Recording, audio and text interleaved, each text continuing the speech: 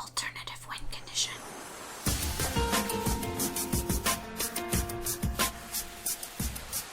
With Janaelle and Will. Welcome back to Alternate Win Condition. I am your host, Janaelle, and with me is my co-host, Will. We have some awesome past couple weeks. We've had people milling each other out. Oh, don't even get me started on Turbo Fog. It's like we've had Hangerback somehow making an appearance into Obzon decks. Like, what does the world come to? Well, we're only going to see Standard is very, very interesting right about now. Yeah. But to say the least. We're going to get right into what we did this week because we have a ton of shit to talk to you about. So here we go. Magic the Gathering. Get the cards, play the game. Hope to win. But as we all know, it's not about winning. Draft. Commander. Trading. Legacy. Modern. Standard. Tilt. Table flip. This Week in Magic starts now. Alright, so what were you up to, Will? Well, let's see. Since our last episode, unfortunately my work schedule has been to where I have not got to play as much as I normally like to, but I did at least get to play some Friday Night Magic this past week. And I think I have made a decision on my deck. As much as I like trying my 4-color dragon deck, and I think it's a decent deck. I wouldn't say it's a great deck. Mm-hmm. I'm gonna follow the acronym KISS, keep it simple, stupid, and go straight back to Esper Dragons. Is like just because I think adding that 4th color, especially in my kind of new meta that I'm playing here in Washington. Mm-hmm. Like this past Friday Night Magic, I have played against 3 decks that I would call aggro decks. Mm-hmm. 2 of them being Black-White Warriors, and I think there was just a straight mono red deck that I played against. And so it's something that I think adding that 4th color just slows the deck down considerably too much. Mm-hmm. Now, I think if it was something that I was taking to like a GP or something like that, where it may be more mid-range type stuff, well, even with the decks out right now, I'm not comfortable enough to say, all right, this is the type of deck I would want to play. On top of that, because of the results of GP London that just finished today, where Hangerback Walker was present in the not just the winning deck, but also the second place deck. Yeah, it's a good card. It's a very good card, and I think I need a better way to answer it. And unfortunately, the stuff that in the 4-color dragon splashing green, essentially in Esper Dragons, doesn't really give me an excellent way to handle it. However, I think I'm going to try to put a card that came out in Khans of Tarkir, but really surprisingly hasn't seen a lot of play, mm-hmm. back into Esper Dragons, and it's Utter End. Utter End. What does that do again? Utter End is exile target non-land permanent. Target non-land permanent. Yeah. So Utter End. I don't remember this card at all. Yeah, it was in Khans of Tarkir. The main reason I remember it is because of when the new Starkin was announced. I was like, oh my gosh, a dragon that can't be destroyed. It's indestructible, hits for 4 every turn. And then the very next day they showed off Utter End. And I was like, oh god, are you kidding me? Because now you can exile the dragon. You don't even have to worry about destroying it. So, but there's a few things that Utter End can hit that, besides things like some of the more bothersome enchantments like Doctor Spy Network and stuff like that, as long as you exile Hangerback Walker, you don't get the Doctors. So. Oh, Utter End, of course. Right. And it's something that I think when the Theros block rotates and we lose Hero's Downfall, we're going to need a new way to handle Planeswalkers. And I really wouldn't be surprised if we start seeing Utter End in the control decks more often, because it does have the ability to get rid of Planeswalkers and other things that are, when we lose Hero's Downfall, we necessarily won't be able to take care of it as easily. So, yeah, I think it's going to cycle it back in, but right now I think the better card would be Banishing Light. Well, see, Banishing Light would be good, and it does take off the counters off of So things. when it comes back in, it dies. It dies immediately. So yeah, Banishing Light's a good choice. However, the one problem I have with Banishing Light, and especially now that Abzan has started incorporating it, is almost all the Abzan decks run Dramoka's command. Right, but that's okay, because you still kill it. It doesn't matter if they take out your Banishing Light, but your Banishing Light is still there with one less. That's true. So, yeah, and the counters are off of it. So yeah, I mean, yeah, Banishing Light would be a definite option for it. And it may be worth trying with it. I do like that because I think Banishing Light hits. Does Banishing Light hit any non-land permanent? Yes. As well, it does. Okay. It's the exact same card, except it's an instant. And I mean, playing against a Hangerback Walker, right? You're running up against Thopters, which at that point in time, Utter End would be good because they're gonna. Right. You can just take them out entirely. They're gonna counter it, right? They're gonna try and counter it, but if you're not running up against Thopters, Abzan can't counter your Utter End. They can't counter your Banishing Light. Banishing Light costs one less. Right. It's not like Hangerback Walker can have haste in an Abzan deck. Well, see, and the main issue also is that it also, especially in the Abzan deck, the last thing you want to do is exile a Siege Rhino with the Banishing Light, and then make you come back, and then you still lose 3, and they gain 3 again. But Utter End isn't your only answer. But it is an answer that sort of it's a broad answer. But not for Siege Rhino. I mean for Siege Rhino, but Banishing Light is for everything but Siege Rhino. Pretty much. It's like, well, I mean. And anyways, you want to counter Siege Rhino. Yeah, it's like, you don't want to let. You don't want to have to exile Siege Rhino. No. Well, see, and the other good thing is because a lot of the decks are also running Den Protectors right now. So, Den Protector is the one that it's a morph when you Mega Morph when you flip it up, you can get something back from your graveyard. Well, if you're Utter Ending something, they're not getting it back from their graveyard. It's like, so that's part of the other reason why I like it too, is that because. But they're not with Banishing Light either. Well, no, because Banishing Light, when it comes back, it just has 0 counters on it, and then it goes immediately to the graveyard. So they can still get it back if they kill the Banishing Light. Whereas Utter End, when it comes back from the graveyard, it still has 0 counters on it. Well, no, it returns it back to your hand. So then you just recast that's true. If they just cast it again. Yeah. So Utter End just takes it away once and for all. So, as I said, I'm probably going to test it with both of them. I think I'm leaning more towards the Utter End right now because I'm already playing a deck that's heavy black to begin with. And so, going to do that. Pause 1 second real quick.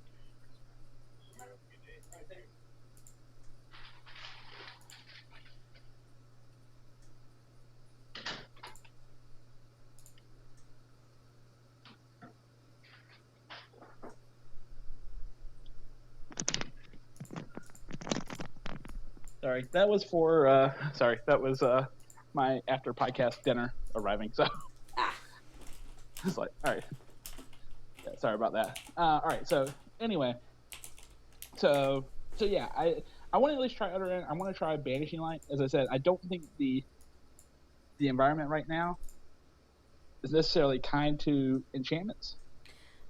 And it's not, but I tried Utter End already in my Abzan deck. And it's too slow. And it might, it's like, yeah, and that is a possibility. Well, one of the other possibilities is, I'm trying to think?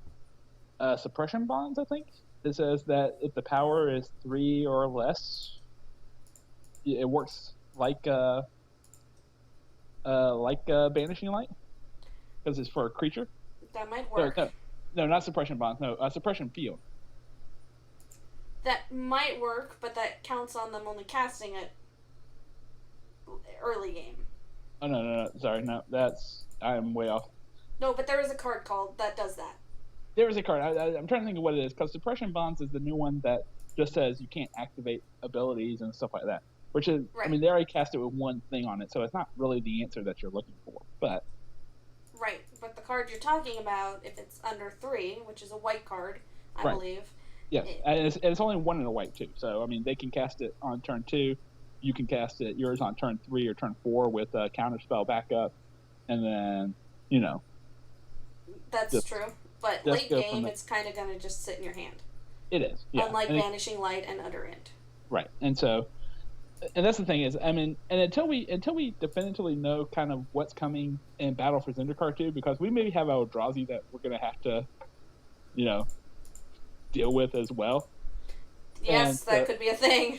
That could very well be a thing, and so Utter End, just getting rid of it once and for all might, especially if it has some of the old mechanics of the old Eldrazi, like, if it enters your graveyard, reshuffle it back into your deck type of stuff. Yeah, it looks like if they're doing Eldrazi, though, it's going to be a weird mill mechanic, though.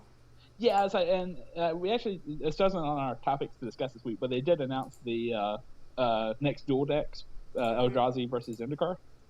And the one Eldrazi that they did show off, it does seem to have, which I gotta admit, is sort of an interesting take, because the original Eldrazi had the Annihilator triggers, saying that you had to sacrifice lands or X amount of permanents, which is what made them so devastatingly good to begin with, is because, like, if you can find a way to cheat in Emrakul, you attack with it, and they have to basically sacrifice their entire board. And it's like, okay, good luck dealing with this 15-15. That's very true. However, with the new things, it looks like there's going to be on cast, like, know the top cards. And then the interesting thing, which I heard someone bring up about I think it's called Oblivion Sower, the one they showed off for the new dual decks. Mm-hmm. One, it's on cast, but two, the other thing is it does not say you can only play lands. I think we're really off topic right now. We are. It's like, but anyway, all right. That's for another day, maybe when we get more Battle for Zendikar spoilers. Anyway, so all right, but yeah, so I'm going to try Utter End in the control deck. I'm actually going to try to run 3 of them. That may be too much, but I'm at least going to try and see how that handles Hangerback Walkers, and then just trying to go back to 3 colors instead of playing 4, essentially. Okay. The other thing that I've been trying to set up, and I'm going to try to do it for my blog and stuff like that too, is I'm going to try to do some streaming / videos of decks. Okay. I'm still trying to get everything kind of set up. Not on Magic Online, but there's a program called Xmage. That basically is like Magic Online, but you get all the cards for free, and you get to play all the tournaments for free and everything else. So it's something I'm going to be trying just to kind of show off, because like I'm trying to work on a video right now, kind of showing off the blue-red mill deck without actually having to buy all the cards to show it off. So hopefully I'll get that set up in the next couple of days. Then when I have my next blog post out, it will have that on it. So. All right. Well, that'll be interesting to see. Yep. So, but anyway, so what have you been up to this past weekend on Magic? Well, I've played Sealed and Standard, and I got turbo fogged. My Abs and Aggro got turbo fogged. Oh my god, I hate that deck. Yeah, it is an annoying deck. It is like, and yeah, the turbo fog is especially annoying just because. Yeah, I beat him game 1. I got crushed the next 2 games because he just drew into all his fogs and go fuck my life. And that Turbo Fog deck was actually the first deck that kind of showed what Sphinx's Tutelage could do, which is, for an uncommon, that's an amazing card. Oh, it's so irritating. It's like, because it's, especially, I guess at Nobzon especially, where like literally everything at least has green in it. Yeah, it's just so fucking irritating. Just hate that fucking deck. I hate that fucking deck. Have I mentioned that I hate the fucking deck? Because I hate that fucking deck. It's like, well, the one that won in San Diego, the blue-red mill version, thankfully it doesn't have any fogs in it. So changes nothing. Hate that deck. Yeah, not really. No, it's like it's still when you can literally draw 7 cards in a turn without blinking, essentially, and then mill them for at least 14, maybe more, depending on. Yeah, it's really annoying. So it's one of those decks that I like seeing in action, and when I saw what it could do, it was really amazing. But it's a deck that I would not want to play myself. It was like just. It makes me hate life. I'm just saying. Just makes me hate life. Well, what other new kind of standard decks did you play against? Was it just kind of old? Abzan Control, Turbo Fog. I didn't do Friday Night Magic. I'm sorry. I did Game Day. That's how that happened. I did Sealed, and then I did Game Day. So I top 8'd at Game Day. What did I play? Turbo Fog, Abzan Control.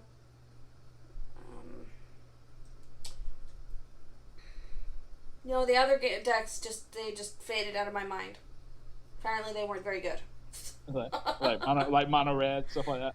Or... No, I didn't hit mono red. I remember mono red because I enjoy playing against mono red, because I like that deck, and my Abzan aggro deck crushes that deck's face. Like that deck, the person sits down across from me thinking they're just gonna roll because that deck is amazing, and then my Abzan aggro deck is like, no. Well, see, the awesome thing about Abzan aggro against the mono red deck is that, I mean, they produce a lot of creatures, but so do you, and typically my creatures are bigger. Your creatures are bigger, and better, I have lifelink.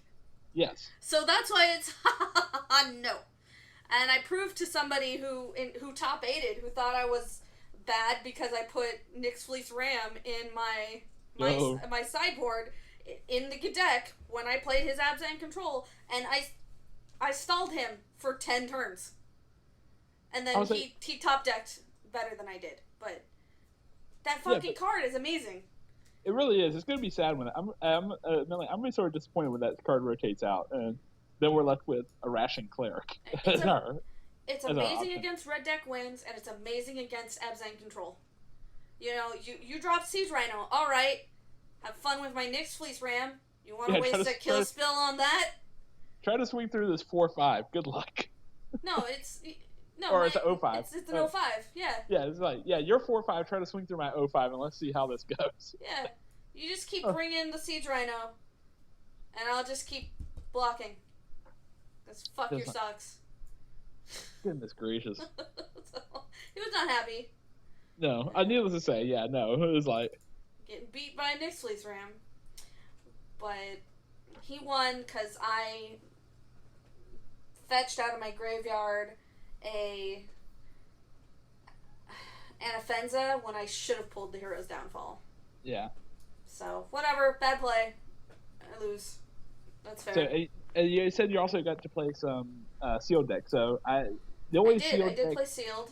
The only sealed deck Magic Origins I got to play so far has been the pre-release. So, it's like, what's your impression of Magic Origins sealed? Play green. Play green? Play green. That's sort of... Play green and play white is sort of the impression that I got from... No, you can go any color with green. Green's got a whole bunch of trample. It's got a whole bunch of fight abilities. It's got a whole bunch of pump. And then it's got reach because there's a bunch of flyers.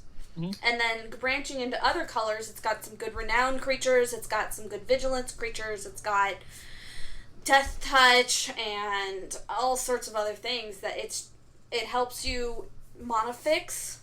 It's got all sorts of mana fix. It's play green. I don't care what other color you play green.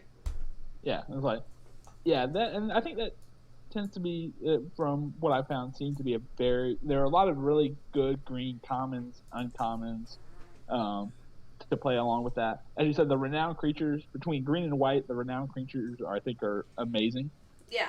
It's like, I can definitely see green being one of the stronger colors in the deck, so. Well, blue's pretty good too. It's got a lot of removal. So... See, that's what I've heard is blue is a very good support color, but as a standalone color, it's not... it doesn't play by itself, but if you can go heavy into green-blue, you will wreck face. Yeah, because you have the disperses, you have the send to sleeps, and stuff like that. Yep. To kind of help with, so... Alright. Well, very, very cool. So how did you end up doing it? Was it just a sealed tournament, or what? It was Friday Night Magic sealed. Oh, nice. And I split for third and fourth, but I went fourth. Very, very cool.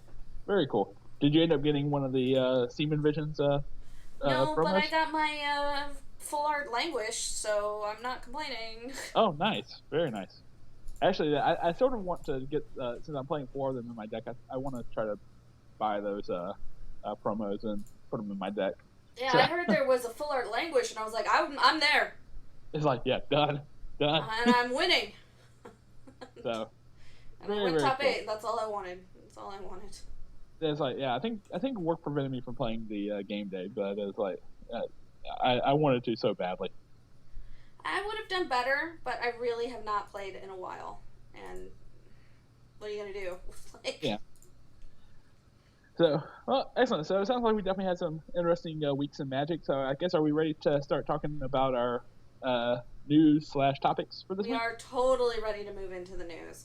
All so right. Our first topic, we're going to talk to you guys about how there are officially no fetch lands in the next set. Totally called that.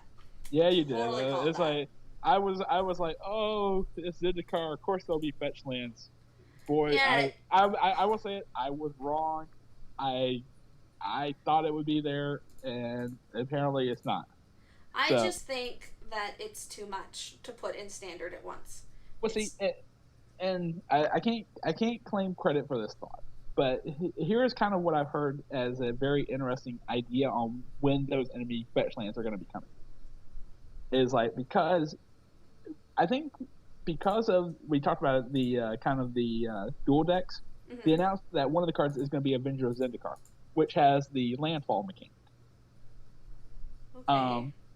Now, the current fetch lands will stay in standard until not the set after. Well, actually, no. Let's see. The fetch lands will rotate the set after the next block after Battle for Zendikar. Because when the next block starts, Khans of Tarkir and Fate Reforged will both drop off. Yeah, I think that we'll get the next fetches once we lose the current fetches. I think that's going to be a thing. Let's say, and I think what's going to happen is right before the Magic Origins and Dragons of Tarkir set, right before the Zendikar block falls off, which will actually be kind of 3 sets down the road. Like the last block before they fall off, we will get the Zendikar fetch land. So that way landfall can be played again at the end of that standard cycle. Maybe. So possibly. It's like, and that's kind of, we're talking 2 years down the road at this point. I mean, it's not today, tomorrow, or anytime soon. I mean, we're talking 2017 maybe at this point. Maybe. It's like, I can see it, especially just because since we know landfall is going to be a mechanic. Is like, in the next set. So, as I said, I was wrong. I personally thought they would be in this set, but I think you're right. I think having all 10 fetches in standard at the same time would be bad. It would be too much for standard. It would be too much, to say the least. Yeah, I think so. So, however, and this actually came via announcement from Mark Rosewater. I think he was doing a blog, something like that. I don't know. Anyway, but somebody asked him, any chance for new full art lands in Battle for Zendikar or the other 5 fetches? And he responded with this. I've been getting these 2 questions about Battle for Zendikar quite a lot, so I think it's time I finally answer them. First, yes, Battle for Zendikar will be the return of full art lands, and everybody's stoked about that, because the full art lands are awesome. Everybody loves full art lands for their basics and everything else. I know in any constructed deck I have, I run full art basics. Yeah, I need more full art lands, all the full art lands, like, fuck. Yes. So, and he said he's seen them. We're in for a real treat. It's like, I personally would love to see maybe, I don't know, John Avon come back. He's the one who did the Unhinged lands, which are probably my favorite full art lands. Those are really pretty, yes. Yeah, I would love to see him come back and do some for Battle for Zendikar. And then the second part is the second Battle for Zendikar does have a cool rare cycle of dual lands, but they're brand new designs and not the Zendikar fetch lands. Okay. So, and that's where we're kind of going. It's like, all right, so we're not getting the Zendikar fetch lands. However, now we have a new question. What in the world is this new rare cycle of lands going to be? It's like, there are some very popular theories. One that I personally would like to see would be, because the original Zendikar block had the allied colored manlands, like Celestial Colonnade, Creeping Tar Pit. The other ones escape me at the moment. But anyway, so since we're going back to Zendikar, how about a set of enemy colored manlands? So it'd be like the white black, the white red, blue red, stuff like that. I think it'd be very interesting options. I wouldn't say no to it, because it's been a while since we've had Mutavault. I don't like manlands. Mutavault is the only manland I have ever liked, because it works so well in tribal. The rest of it, it's just, However, I as much as I like that theory, I sort of have a theory that I would kind of hope for, maybe a little bit, especially considering they're trying to get more people into modern and everything else. Is maybe because since we do have fetch lands, it would be really nice if we had something to fetch for besides basics. Yes, I'd like to see what are they, like, what are those called? Well, those were shock lands, and those are, they've done those in 2 Ravnica sets back to back. The original Ravnica and Return to Ravnica. They're so good. I don't think they're going to put them in this block. Well, I wish they would. It would be nice. It really would. But I think they kind of have shown that those are exclusive to Ravnica, and so I don't think they want to do that. But I would be for something that would be something relatively new. Maybe a new type of land that you can fetch for that, say, either has to come in tap or something to do with the fetch lands besides just go get basics. I would like that. I would like to be able to just fetch for something that's not a basic land. Yeah, and it's dual colored and everything else. So it's like, would be really, really cool. Now, I've heard that there are designs for snow covered dual lands, kind of the equivalent to the stuff that we have in Please Legacy. God, no. No, it's like, I don't want those. Those are too much. But something that's just something that we can use our fetch lands to go get that's more exciting than, a basic land, I think would be awesome. No more snowlands. Never again. Don't do it. Yeah, I know. I don't want snowlands either. It's like, but even with the dual lands, even if it would make stuff like Underground Sea and Tropical Island and Volcanic Island cheaper, I really would rather not. Yeah. Just don't complicate it. So, but there could be a whole bunch of different ideas. Some people have said maybe some sort of a thing sort of a new type of fetch land that lets you go get one of each basic land that it's covering. No. Way too overpowered. Well, absolutely not. Oh my god, that breaks the shit out of Nissa. No. No. Wait. What if you say had to pay like 3 mana to activate the ability? No. Instead of it's just too overpowered. Nope. It's like, that shit is ridiculous. I think if you had a reasonable mana cost to it, I think it would be okay. But I don't. Because there would have to be that, plus you have to tap the land to do that. It would have to cost 4 mana to make that not broken as fuck. Well, essentially would it be 3 mana, plus you have to tap the actual land itself. So, 4 mana to get 2. Everybody's theorizing that, again, since landfall is coming in, that something has to be there to play nicely with landfall. And no, nothing has to be there to play nicely with landfall, because landfall works just fucking fine by itself. Well, plus we already have fetch lands. You really need nothing else but fetch lands. Exactly.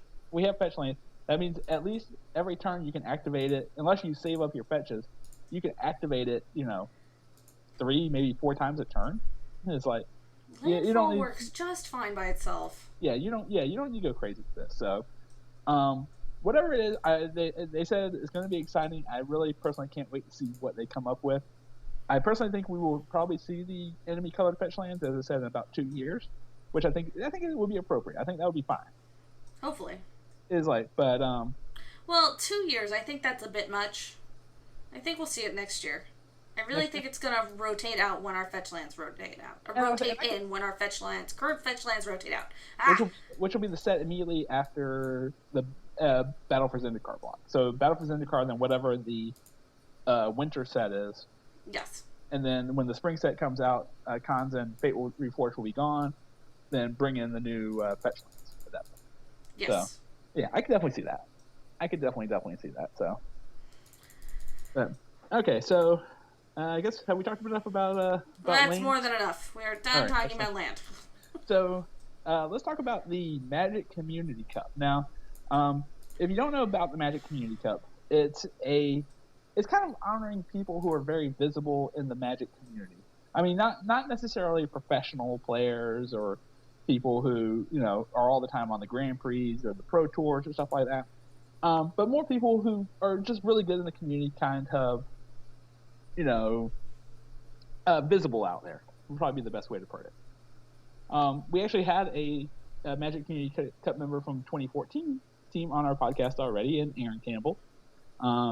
And she was on the team from last year, and it was awesome, amazing to watch all of them compete on there. And they announced the 2015 Community Team Cup, and there was a little bit of controversy behind this one.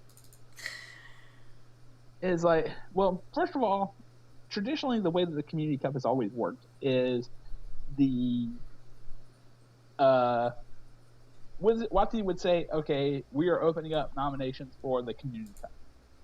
Who do you want to see on the Community Cup this year? Then once they get all the nominations, they would be the ones to ultimately decide who are the people who are going to be on the Community Cup. It's not a vote by everybody else. It's just, okay, these are our nominations. Y'all get to pick, essentially. However, this year, there was no nomination by the community. It was just, here's the Community Cup team. And apparently some people got hurt by the fact that they called this the Community Cup, and at the same time, the community actually did not get a say. I really think that's probably just whining a little bit too much, I think. If you haven't realized my reaction, I think this whole stupid thing is stupid. It really is. In the end, we never got to decide who went into the Community Cup. Right.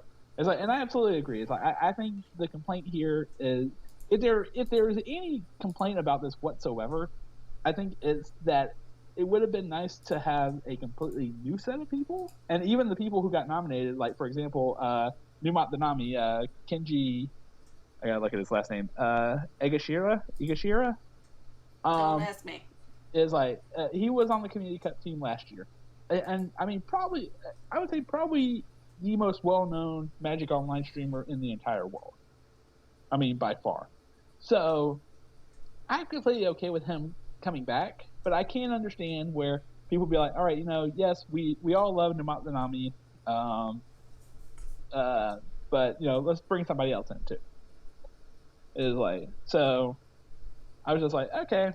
As I said, I personally think probably just a little too much complaining about it, but anyway, just kind of more announce the team more than anything else. So that's the kind of the exciting part. Of course, it just sounds to me like people don't like this guy, and they don't want him to be on it, so they're bitching about it. No, I think most people would say they love Numat Danami, but they think that it should have been opened up to another person who has also been influential in the community. For example, Gabby Sparks is a name that a lot of people mention. No matter who they pick, that will always be the case. No matter who they pick. Well, so this whole it just sounds like I didn't want him on because I've seen him play, so I wanted somebody else. It's just bitching. That's all it seems like to me is bitching. Pretty much. I would absolutely agree with you. As I personally think it's people bitching that somebody got to go again, essentially. I think, I think it's fine. As I said, he's a very public face in the community. Is like, I'd really like to see Aaron go back again. I would too. But, we don't. Actually, honestly, I would like to personally see everybody that's on the girlfriend bracket. As like, I mean, well, speaking of, and part of the reason why I would like to see that next year, essentially, is because Megan Wolf and Maria Bartoli, the co-hosts of Magic the Amateuring, which if you've never heard that podcast, I definitely recommend you go check it out. They are amazing. They're going to be on the Community Cup team this year. And so I would love to see kind of getting, whole podcast teams together for the Community Cup. Maybe in 2017 you could have alternate win condition on the Community Cup. You're right. Okay, all right. Probably not, but it's like, but it would be nice. It's like, so it was. I definitely like seeing, because those are the things that people listen to. They do is like they listen to podcasts. They read sites like the Mana Source or Command Tower or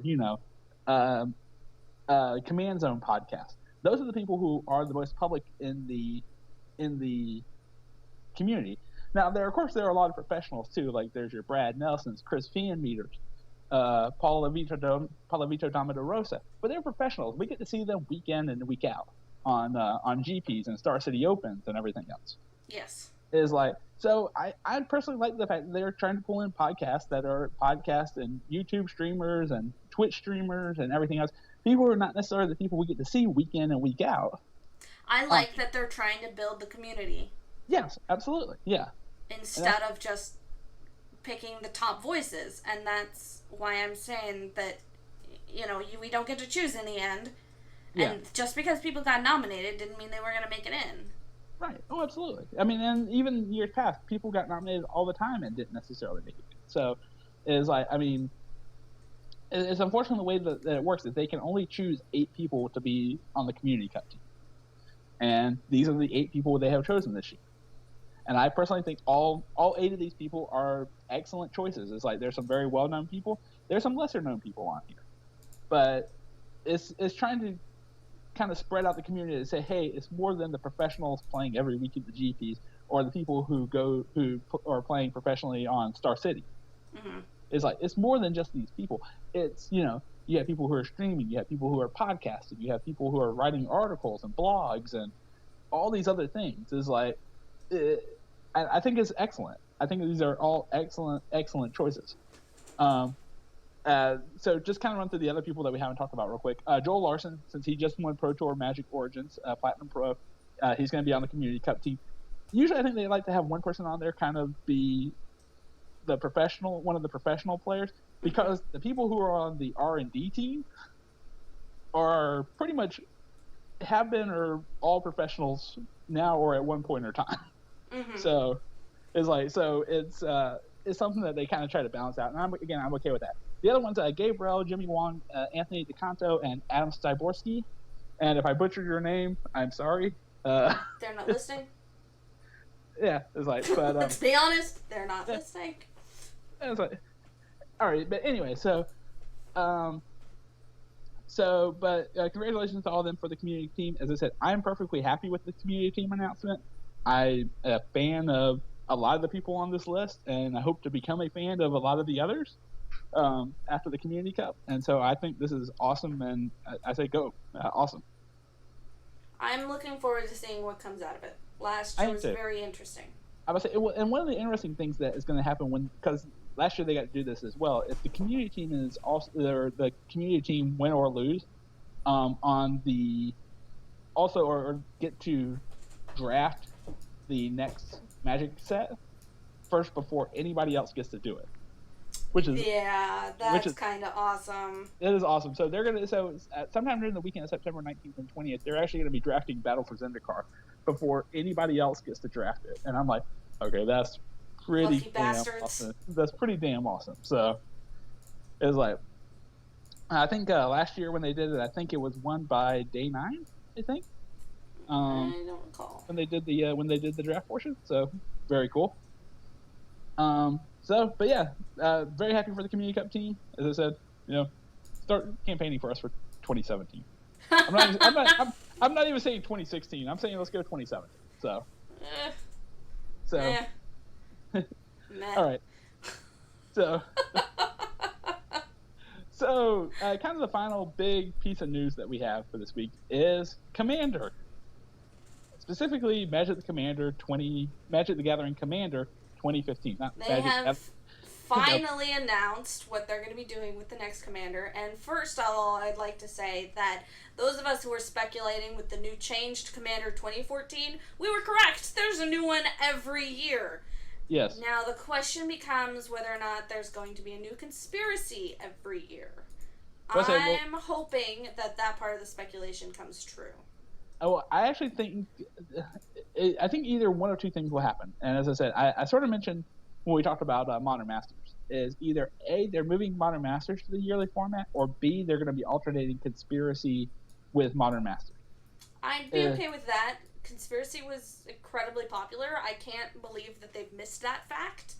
I don't think Modern Masters has been as popular by far. Oh no. I mean, it prompted 3 of the largest Grand Prix in the history of Magic. Is like, no, it's very popular. It's like, and that's part of what makes me think that they would probably, I mean, Magic Modern Masters is a cash cow for them. It is like, I literally, even with all the complaining and bitching that people did about, oh, the packs are bad, the price is too much now, it's $10. They sold a shit ton of that product. Right, they did. But guess who didn't? The stores. Yeah. And if doesn't matter whether or not they made money this year, if the stores didn't make money, guess what they're not buying as much of next time? Well, you know what I would like to see, and I don't know, it maybe with the new change with the rotation set and everything else, I personally would like to see something along the lines of a kind of something with kind of like 3 times a year instead of just doing twice a year. So instead of alternating Magic, Modern Masters and Conspiracy or something like that, why not do Modern Masters kind of earlier in the spring, maybe late winter, early spring? Do Conspiracy sometime during the middle of the summer, and then do Commander at the end of the year in like November. Is like, so that way you kind of get all 3 of them, especially considering they're taking out the core sets. So you need a place for new players to jump in. And between Commander and Conspiracy, I think those are 2 excellent places for players to jump in. I don't think Conspiracy is the new place. Draft is never the place for a new player. No, never ever. And that's what Conspiracy is it's draft. It is draft. That is true. So it may not be the best option, but Commander is really good for new players. Modern Masters definitely is not. No, Modern Masters is definitely not a new player format. No. But anyways, what they've announced with the new Commander is enemy colors. Yay! Yes. Okay. So that means people are making rumors about the fetchlands. Once again. The enemy fetchlands, because people want them so bad. And Will here doesn't think it's going to happen, but I think that they will put the fetchlands in there. Well, I sort of have kind of laid out the reasoning behind it, because I think, one, with the mechanics in Battle for Zendikar, that I think it would be better to put them in standard, so that way they keep playing with the mechanics from Zendikar throughout the entire time Zendikar is standard legal. So it's like, that's my theory on it. But it's like, the other thing is, as you mentioned, Commander is kind of a new player product. Is something kind of for new players to get into, stuff like that. Now in Commander, as I know we talked about on the show before, Commander is sort of the product where they always like to sneak in 1 or 2 legacy playable cards. So like 2 years ago, it was True Name Nemesis. Last year, it was Containment Priest. So there's always 1 or 2 cards in Commander decks, in between the 5 Commander decks, that always gets the players who are playing those other formats want to go get them. Yep. If they put a fetch land in every single Commander box, depending on which color the commander is, because all the commanders are enemy colors, so you're getting Boros, Orza. I don't think we need to list them. Yeah. Anyway, you're getting all the enemy colors. If you put a fetch land in every single one of those, there will not be any commander product left for new players. Because anybody who plays Modern and anybody who plays Legacy will go down to your local Walmart and they will buy out every single commander box that's there. Yes, I think they will. But see, that happens up here in Dallas anyways. It's all the Walmarts get sold out here in Dallas. You have to wait like 2 months before you can pick up your copy. But at the same time, though, with the commander sets, like, okay, last year it was the white commander deck. If you wanted to get the black or green commander deck, you could find those Not here. Really? Really. None of them were available. It's like, because, I mean, all the Walmarts I've ever gone to, the black and green ones have always been available. Well, they're all there right now. Well, of course, right now, yeah. And a month later, they were all there. But for that first month, no, it was gone. It's like, well, see, and that's the thing is that, like, everything but last year at least, everything but the white and red was readily available. Now, the red I can understand because the red one last year had Worm Coil Engine, and a couple other really good cards like. Doesn't matter. Moving on. Yeah, modern cards. Yeah, and then the white one, of course, had containment rules in it. Yes.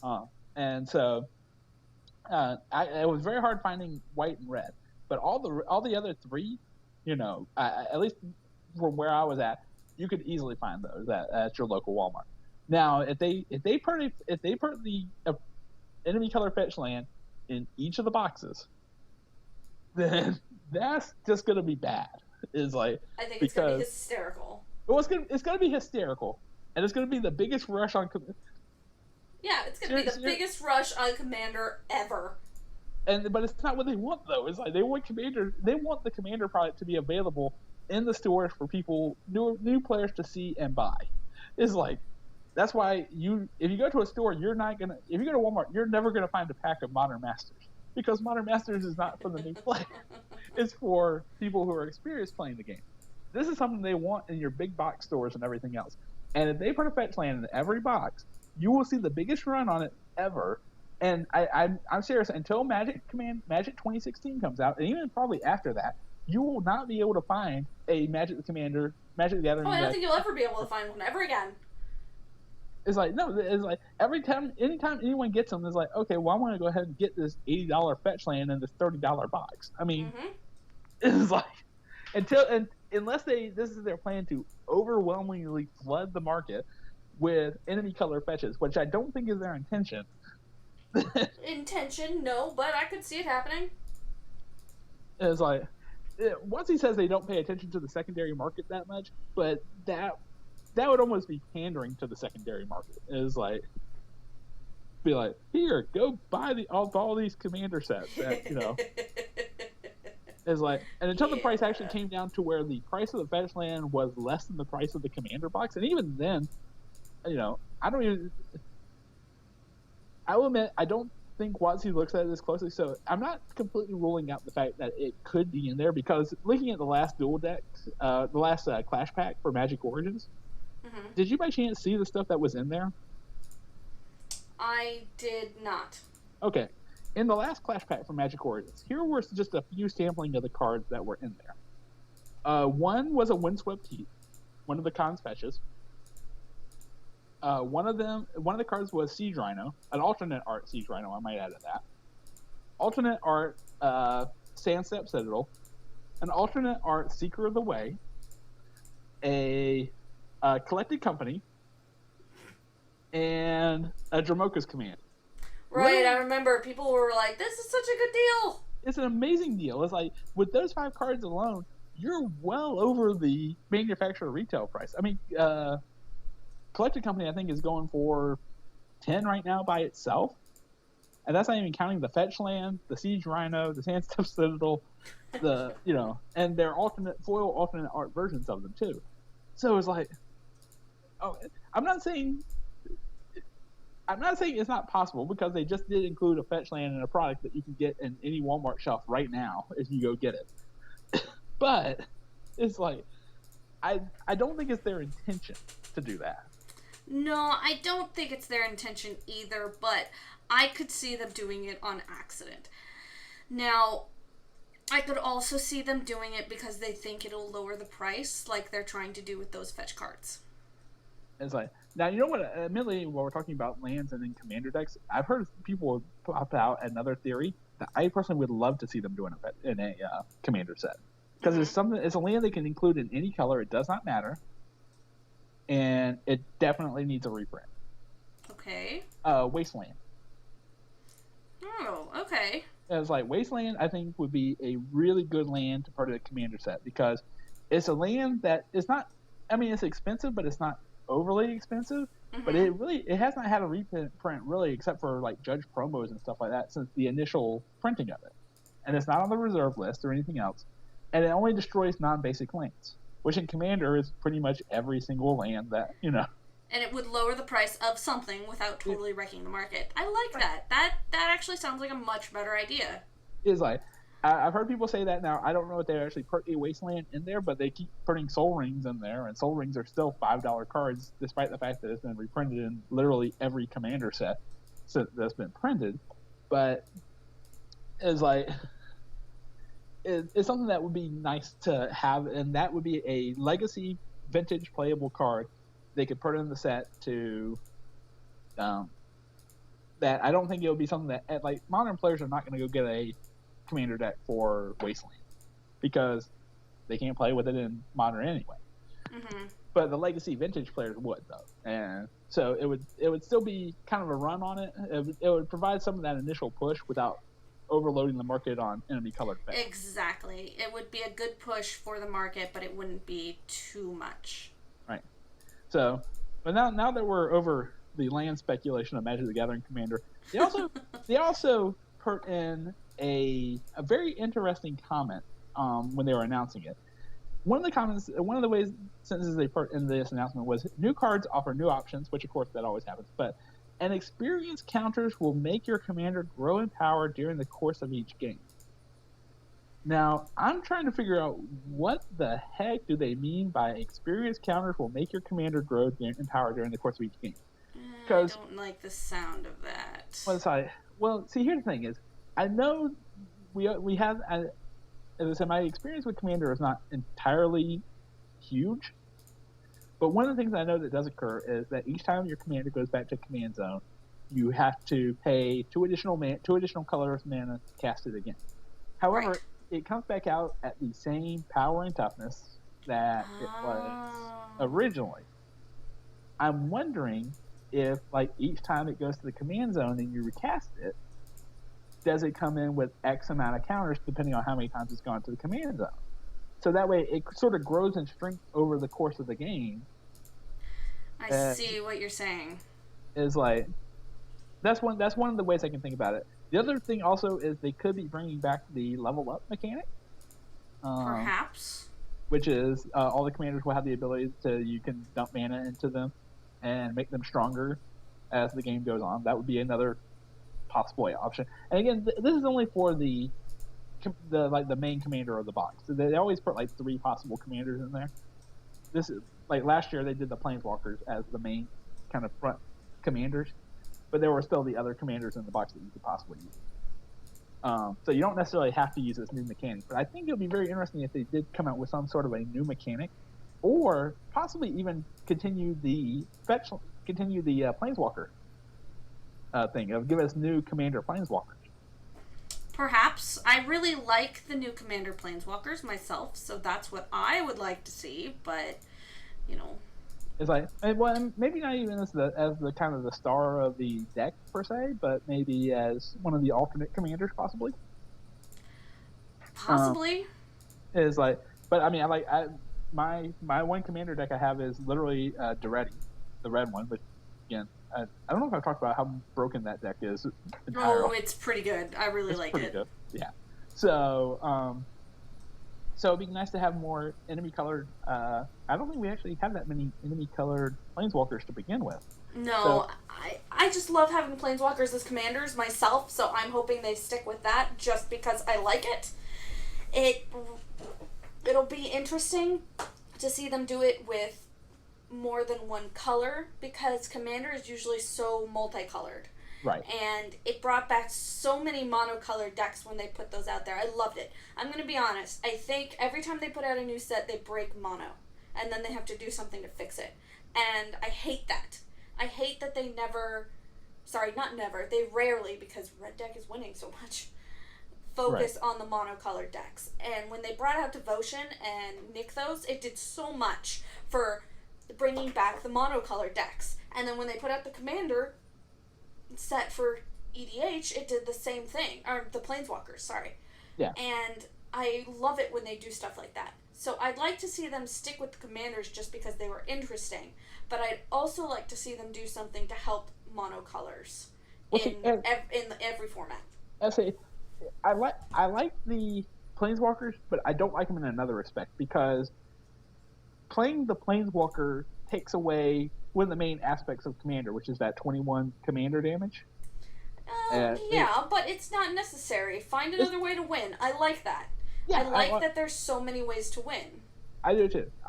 And I almost kind of wish that they would just release enough Planeswalker Commanders, because, I mean, with a game that's literally built around the story of you are a planeswalker, it is like, it almost seems like your commander should almost always be a planeswalker of some sort. It's like, I know there's some really broken color command, 3-color, 4-color commanders and stuff like that, but it would be really nice to just have, okay, your commander is a planeswalker. It is like, and it just makes sense, I think, in the sense of where they're going with the game. I mean, I don't know. I could be completely off base on this, but I hear what you're saying, though. It's like, it would be nice to kind of change the rules of commander, saying, all right, your commander has to be a planeswalker. And say, of course, put caveats. Yeah, I'm sorry, your commander cannot be Jace the Mind Sculptor. That's too broken as hell. It's like, you cannot be Jace the Mind Sculptor. But any other commander is perfectly acceptable. It's just, I don't know. It's something I think that would definitely twist up the game a little bit more for commander. To say, And if the main commanders for these end up being the planeswalkers, then I think that's going to be a sign that they are really trying to push commander towards planeswalker is your commander. It's like, at least for the more kind of casual. I mean, if you go competitive commander, then of course everybody wants the most broken commander possible. But yeah, it's like, but for more casual tabletop people who are playing the game, I think it's acceptable to say, all right, this is the kind of the way that we're wanting to go with this. Is a planeswalker is your commander. So I don't know. I'm looking forward to see what they figure out. I am too. It's like, as I said, I would like to see Wasteland. I know it's probably not going to happen. As like, personally, I mean, I hope it does. I think that's a really good idea. I personally have my playset of foil promo judge Wasteland, so I mean, I'm not in need of a Wasteland, but it's like, but it would be good to have that out there. It's kind of, it would be a good card to get those people who are trying to get whatever the big card is out of the set without, doing something insane like put the fetchlands in there. So yeah. So, but anyway, so we'll see. We will see. It's going to be very interesting. I am for one, I'm looking forward to it. If you guys are looking forward to it, you should totally tell us all about that by emailing the show.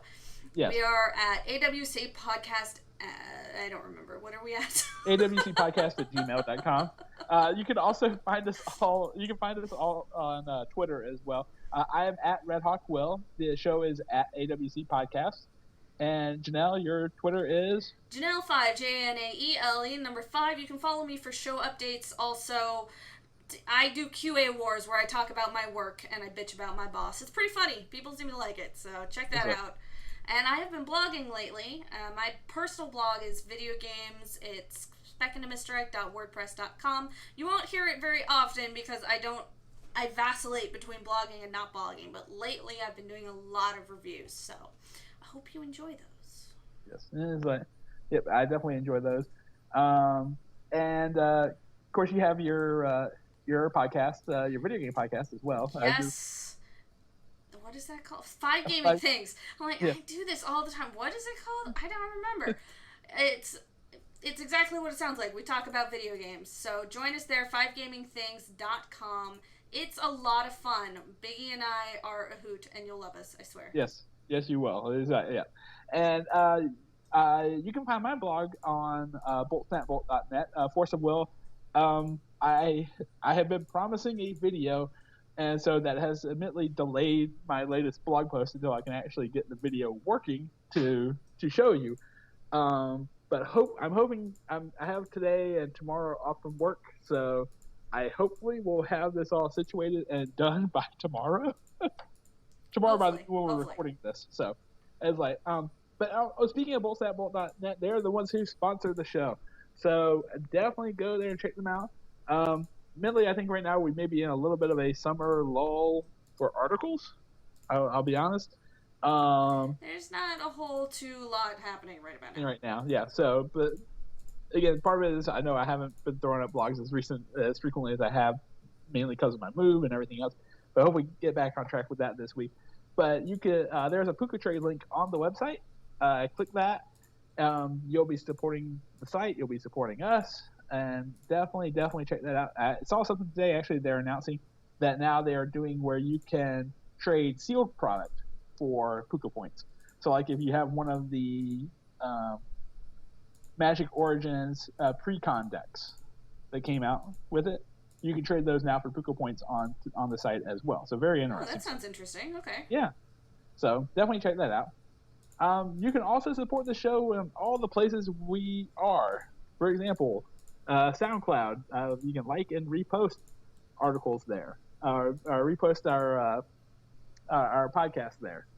Now you got the other ones. You got Stitcher. We got YouTube. Thumbs up, comment, like, share. We really appreciate it. I don't think most people outside the podcasting world understand how important that stuff is, and it's so simple for you guys to do. Yes. Just give it a like, give it a share, whatever you're listening on. Just get our name out there. We appreciate it a lot. Absolutely. I'm trying to think. Anything else before we head out for this week? Probably, but we forgot. So you guys have a good one, and we will catch you on the flip side. Get your hangerback walkers. Oh God, yeah.